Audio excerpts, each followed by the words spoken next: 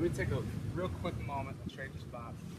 I want to talk about some things, block practice versus random practice. Okay, have you ever heard of those terms before? No. Okay.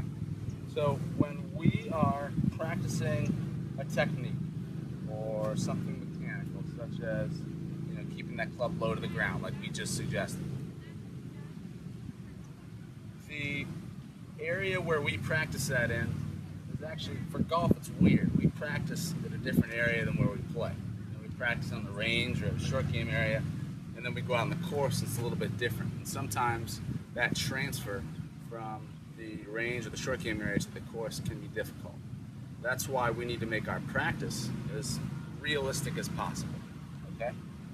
So when we practice a technique like we were just doing, that's called block practice, and we're practicing that only focusing on that technique or only focusing on what we're the move we're trying to make. All right, so once you get to be roughly 60 or 70%, properly executed shots, then we kind of switch our focus into random practice, which puts us in different situations, but we still have to use what we learned and execute that, kind of make it a little more similar to what we do on the course, just to prepare us so that that transfer isn't really a big deal.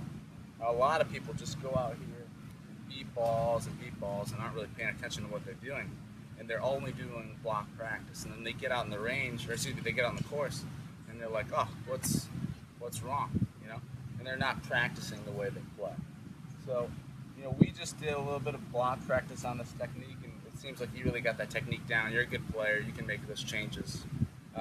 But what's going to be important for you is to have practice that resembles what we do on the course, and that's more random practice. So a lot of times I'll kind of spread some balls out, throw one in the rough, throw one like right on the fringe, throw one back here, and I'll go up and I will treat this shot exactly how I would in the course. And that really makes it easy for us to transfer what we learned out there so we can play better on the course, and that's what we want to do